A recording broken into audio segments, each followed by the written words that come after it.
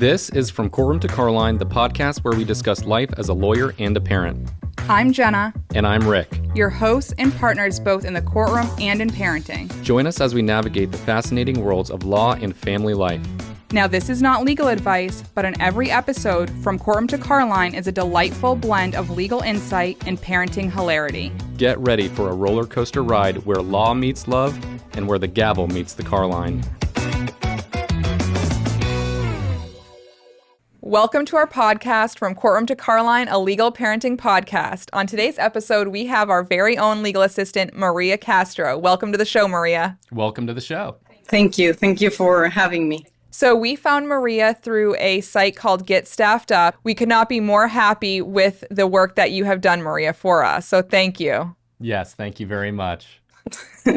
Thank you. Maria, why don't you tell our listeners where you are? So I live in Buenos Aires in Argentina. And what type of experience did you have prior to coming to our firm? So I worked for another law firm. It was a law firm that is based here in Buenos Aires. It was a civil law firm. The difference is that I had to go to the court, or maybe I had to go to the office, and it was like a job that I had to move there. So this is different because now I do everything online and it's great. But yes, I worked before in a law firm. How has it been going from civil to, obviously we do mostly criminal? How has that been? It's a difference. It's a huge difference, actually. Maybe sometimes we don't have contact directly with the clients. Maybe we have contact with the families, and civil, it's different, and other things that are different is like the fact that we are not dealing with criminal stuff, that it's maybe heavier than civil things. So you've done a great job answering the phones, drafting things when we need, documents to get filed. What would you say is your favorite part about being a legal assistant for a criminal defense firm? The best part of this is hearing maybe the stories behind the cases or what happened. Also the communication with some of the families, or to get in touch with them, and maybe sometimes they want to speak or they want to talk about what's going on with them. And what I like about that is like I can be like kind of supportive to them and they can express themselves. So I like that part. And also I like those type of cases where we have Spanish speakers, because I know that I'm helping a lot I'm helping them a lot. So one of the things I've learned doing this job is that when you get that phone call, 9 times out of 10, the person calling just wants to be heard. They want to tell someone their story. They don't necessarily want to hear what you have to say in terms of legal advice. Eventually they do, but their most important thing to them in that moment is just to have an ear to tell someone what's happened. And so there's been some times where I haven't been as patient as I should be to those people. But now I've come to realize, hey, listen, you don't have to do the talking. Let the other person do the talking. And when they've had the ability to sort of get out everything they've wanted to say, that's when you can kind of step in as a an attorney or a supportive person, like you had mentioned, to let them know that, hey, someone cares, and that's important. And I think you do a really great job at allowing the clients to talk and listening to them and just hearing them out. And obviously you've gotten great feedback from the clients as well, as, them just thanking you for listening to what they have to say. So that's, great that you've been able to do that for us. No problem. I love to hear the stories. I know that even when they know that I'm a legal assistant, they keep talking and I let them, and I hear, and sometimes I don't know what to say exactly, but just being there and just knowing that they have someone that they can speak to, I think that's great, So, Maria, one of the things that has also inspired me is to hopefully be able to teach my kids another language, preferably Spanish. We are so grateful that, you do speak both Spanish and English. And I know that we've talked a little bit about your background and how you learned English, but why don't you tell our listeners, how did you learn English? We have a different system of education here in Argentina. So we have kindergarten, primary school, and high school, And during all of those years, I had English. Some of the schools here, the parents can choose if you send the kids to a school that has a double turn, like morning and afternoon, where they teach the kids Spanish during one turn and then English in the other turn. So it will be like 4 hours of Spanish, 4 hours of English. And I went to those type of schools just because my parents worked all day and were not in my house, basically. So I was studying English during all my life. And even when I started in a new school where just I had one turn during the morning where I have not only like Spanish, I went to an institute to continue my studies of English. I remember you had said that, during school or as you were going through school, you didn't necessarily want to learn English, but at this point, you're now very grateful for that. And can you kind of tell our listeners, like, why you felt that way and why you're grateful for it now? So when I was a kid, as most of the kids, I hated school. So basically what happened is that my mother forced me to study another language. She always used to tell me that it was like a tool, something you can use in the future. And I didn't realize that until I get my first job that was based in USA. That was the time that I realized that, hey, like this was a real thing, and my mother was right. So till now, I'm like grateful to her. Like I'm always calling her saying, thank you so much for teaching me. Do your parents speak English? My mother doesn't, and my father speaks a little bit, but not fluent. So, one of the things that I tried when I was in high school was to learn Spanish. And I don't know if I didn't have the right motivation to keep going on, even though at the time I was not doing so well. And so I kind of just accepted the fact that, hey, I'm not the type of person that has the ability to learn a second language. Did you ever feel, stuck in or have that feeling like, hey, I can't do this? And if so, what motivated you to continue to try and continue to learn that second language? Yes, yes. At the beginning, my pronunciation was not so good, and I was very insecure about that. But a friend told me one time that I had to believe that I spoke fluently English, and here I am, like speaking. So another thing that it's important, and I don't know if it is important, but another thing is that in Argentina we learned British English. So the thing is that I never learned how to speak US English, and we always learn how to speak like with the pronunciation, so instead of saying cookie, we say biscuit and those type of things. So it was really hard to speak British accent as it is like it's easier American accent, actually. Another thing that I want to have our listeners know is you're actually going to law school in Argentina because you want to become an attorney. Is that right?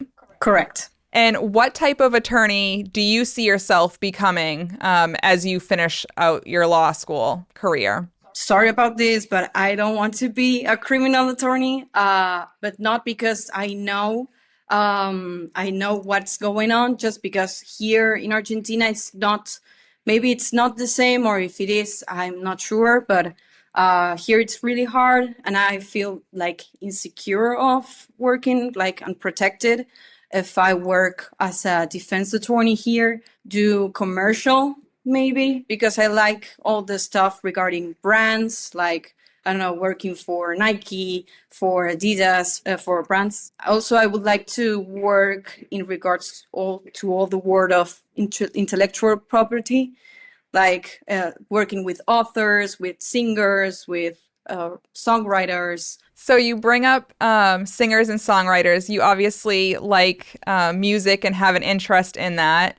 Why don't you give us a little bit of an idea of, instruments you played that you still play? What do you enjoy? Piano since I'm 13. I started in the music world when I was 7 years old. I started because one time we went to a restaurant with my parents and I saw a woman playing the sax, and the first thing I thought is that I want to be a musician. So we went to a store in the city and I decided that I wanted to play the violin. So I started playing the violin and then I changed to the piano. What made you change from the violin to the piano? I went to private teachers to learn music, and I had to wait to my mother to pick me up because I was like little. My mother delayed in picking me up all the time. So in the meantime, I decided to play the piano because my teacher had a piano in her living room, and I started to play the piano. And all the songs that I was playing in the violin, I was playing in the piano, like by myself. I didn't know how to play the piano, but it was because of the sounds and everything. Because I was playing with it, I was playing all the songs of the violin in the piano. That is so amazing. I played the viola for a short time when I was in elementary school. I then also tried to play the flute once I got to high school because the viola was I thought it was too big and I didn't want to get made fun of. So the flute was a little bit smaller, but I could not get the hang of it. And unfortunately, I lost my ability to read music. But that you clearly have an ear for music that you were able to naturally play the piano. So that's incredible that you were able to do that and that you still stick to, your passion of playing the piano. And Yes, one of the yes, things yes. that you can do, and it's when you learn a musical instrument, if you stick with it, you can do it until, you're up there in age. My mom still plays the guitar. She's 75 years old, 74 years old. So, once you learn that and develop that passion for it, it's something that you can do for years and then, pass that gift down if you choose, so that's cool. Maria, I wanted to ask you a little bit about the food there in Argentina. Jenna and I are big foodies. St. Pete has lots of local restaurants to choose from, which are very good. What are some of the things that Argentina does best in terms of food? What are some of your favorite foods? Best thing we have, and it's the favorite of most of the Argentinians, is the asado. Asado is like barbecue there in US. So just because our meat is the best of the world, and I will defend that all my life. We have the best meat, and so the asado is the best thing you can try here in Argentina. And then we have, for example, we have milanesas. People love that. Or empanadas. I know that there in US you have empanadas, but maybe from another countries you have to try the Argentinian empanadas. The best. Okay. So do you ever try to cook that at home, or is that something that you leave to the restaurants? Asado, it's a really difficult thing to do, just because you have to work the fire to it. So you do. It's not something you can do like in your house with the oven, for example. It's something you have to do with a thing. I don't know how to call it in English, but here we call it parrilla. It's like the same thing where you do the barbecue, but like it's huge. I don't have it in my house. But when I go to my friend's house or someone, the father of friend is making an asado, I go and they invite me because they know that I like it, basically. So Maria, I know you live just outside the city. How do you like living in Argentina? And I know you just recently got a new apartment. So how has that been for you? Yeah, I think that always it's a challenge moving out from your parents' house, because you now you are all by yourself and you have to do all the things that maybe you were like helping your mother to, I don't know, wash the dishes or do the bed, make the bed, or I don't know, those type of things. Now I'm all by myself, so I have to do everything all the time. And as it is a small apartment, uh, when I move something from the table, now my department like explodes and it's all a mess, you know? It's just because it's small, you know, and I'm alone. So yes, it's been a challenge, but I think that I'm doing it well. So I know one of the things that you like to do is photography. Tell our listeners why do you like photography so much, and what sort of things do you like to take pictures of? I like to take pictures. I mostly do it with my phone. I never post them because I'm like, I don't like people to see it. Maybe one or two, maybe. But I like to take pictures. I'm the photographer of my friends. Each time we get together, hey, take a picture of me. Yes, of course. So I like to take pictures maybe of my friends when they ask me to, like they want to pretend that they are models. So I give them that pleasure. So sometimes I do that, or maybe I like to take pictures of, I don't know, the streets, people sitting and doing nothing, but it's like I like the lighting, I like the way they're posing or everything, like natural, you know. If I don't know, I traveled, I like to take picture of the places that I'm going to, or and I like to edit the pictures as well. So I do everything all with my phone, but I will possibly get a camera soon, uh, and I will take better pictures. Well, that's really cool, and the fact that you know how to edit the photographs, that's something that phones nowadays, everything's kind of contained into one app. So that's really cool. Do you ever give your friends direction on when they're wanting to pose like a model? Like, oh, you got to turn this Yes, of way, course. or say this, or do that. Yes, all the time. So I learned from my sister to do that because my sister at the beginning of her career was a photographer. So I was her personal photographer when I was like, I don't know, 13 years old, 12 years old. And she was like, hey, here's the camera. You have to do this and you have to take this and here, you know? Take a picture. No, it's not okay. And I was like repeating all the time. And she teach me how to take the pictures and also how to correct lighting and everything, the contrast, the saturation of the picture, everything. And I learned a lot from her, actually. And hearing you Sorry. say that story, it reminds me of like having attention to detail. And I will say that you definitely are very good at having an attention to detail. We'll send you a motion. You'll say, "Hey, this has this date. Is that right?" And you caught it. The other thing is, I remember you had told me a story, and I'm glad you had told me because I wouldn't have known. We use Clio, and there was something in Clio I think that they could have improved upon. And you actually reached out and you said, "Hey, this might be better if you do it this way." They made the change and used your suggestion, and I think they also sent you a like gift card of some sort. Tell us a little bit about that. I remember that it was something regarding the invoices because we needed to make like an split. Maybe one part was for the client and another person was going to pay the other half. And we wanted to make a split in the invoice. And I sent an email saying like, hey, I need to do this. Maybe you can try this thing inside the app. What do you think? And they say like, hey, it's a great idea. We will try to do it. And they did it. And then I received an email saying like, hey, we loved your suggestion and we did it. And now all like a lot of law firms are using it. Like, thank you. And if you have more suggestions, please send us and we will give you like a $10 Amazon gift card.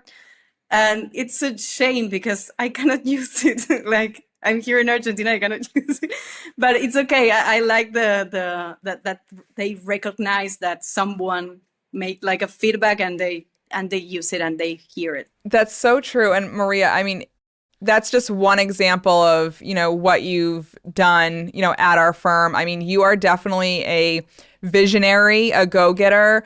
It was our first time hiring staff, hiring anybody. So you were kind of learning with us. So we appreciate that. But I will say that, your suggestions to us have helped us tremendously just in terms of how do we do stuff? What's the best way to do it? How can we help you to help us? And I just think that you are going to do amazing things, just knowing, who you are and how much of a go-getter and visionary you are. Thank you. So Maria, one of the things that we like to ask our guests is what sort of books that you're reading or podcasts that you're listening to that are most interesting to you right now, maybe providing some insight or valuable information. What are you reading or listening to right now? We will see us in August. I think that that's the correct translate of that novel. It's from Gabriel Garcia Marquez. He's a Colombian writer. It's great. It's short, and I'm trying to read more novels or fiction things just because I'm preparing myself for the finals exams for my career. So it's like a recess, like a break from all that stuff. So I like to read those type of novels or fiction books. And podcast, I'm listening to an Argentinian podcast that it's called La Cruda. It's great, I assure. So the podcast is a man speaking with a professional, a person that maybe lived something that it's unusual. For example, one time he contacted a medium and the medium contacted her mother and the mother started speaking. Her mother is not alive. So he asked things that he only knew and it was all in the podcast and it's amazing. Or sometimes they call scientists, brain surgeonist, everything. It's great. It's great. Awesome. I know obviously we've talked before. I'm an avid reader, more in the self-help stage of my life. I used to, when I was younger, don't know if I want to admit this or not, but I was a huge fan of Harry Potter. So I read all the Harry Potter books, but it's good to get lost in a good, fiction story and just, read what the author can come up with and the stories that are created through books. So, and the fact that you're still able to read even amidst your finals preparation. I know when I was studying for finals and studying for the bar, I was doing so much reading. I didn't want to read anything else.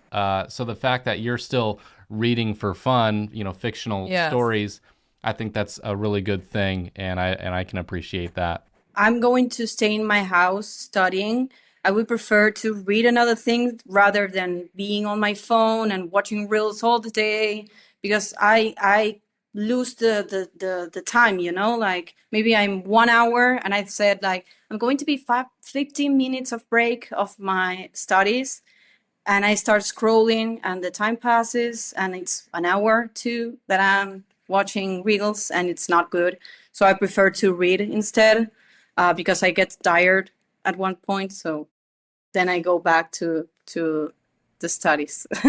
You bring that up about scrolling and watching reels, and I can say that, I've told Rick on several occasions that I think I need to cut back on social media. And I try to do the same thing, and I also don't want to have my kids see me on the phone all the time, so I make sure to keep usually 2 to 3 books on our coffee table, just so that if I do find myself starting to scroll, it's easier for me to have the book close by, pick up the book, and stay off of social media and not spend my time aimlessly scrolling through videos that I don't really need to see, but it's just, in the convenience of things now. So I'm glad that you make that conscious decision to try to read over scrolling. Yes, it's great. I think that it's the best thing to do, actually. Like, if not, you can go for like a walk or something, or do some activity, but sometimes in the night or just when you woke up, like, it's not like you're going to go and walk or do something. So you keep scrolling, and I think that that's not positive at all, just because all the time that passes and you're on the phone, and it's not good. I absolutely agree, and I think Rick would agree with me as well. Maria, thank you so much for being on our podcast. We know that we obviously talk to you behind the scenes on a daily basis, but we're so grateful that you were, willing to come on and talk to our listeners and just give us a little glimpse into your life and who you are and who our clients are actually talking to. So thank you so much, Maria. Yes, thank you, Thank Maria. you. Thanks to you. Stay tuned for What Happened to Florida Man.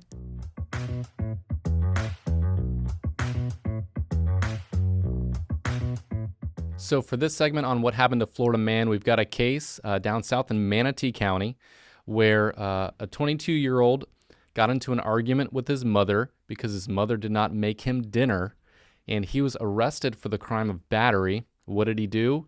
He threw sausages at his mom, hit his mom, the police were called, and he was arrested. Now, one of the things that happened in this case is he bonded out of jail. The state attorney did their investigation and eventually decided not to file charges against the man. So I think it's another example of situations where just because someone's been arrested doesn't necessarily mean that they're going to be formally charged with the crime. There's a process that has to happen for someone to actually be charged and be summoned to court to answer for those charges. In Pinellas County, what typically happens is if it's for a felony case, upon an arrest, an invest is scheduled, and that's the time when the prosecutor is going to meet with all of the witnesses, look at all of the evidence, and then make a filing decision on whether or not charges should actually be filed. And I think we touched on this subject a little bit with Tim Sullivan, a DUI attorney here in Clearwater, about prosecutorial discretion. Just because someone's been arrested, not every one of those cases is going to get filed. And I think where my mind is more so at in listening to this story is making sure that, especially with our children, that we set those boundaries and we make sure that there is honor in the family so that these situations don't happen. That's right. You always have to have honor, not just between father and son, mother and daughter, but also between siblings. I think that's a challenging aspect of parenting, and trying to instill that principle in your kids is extremely important.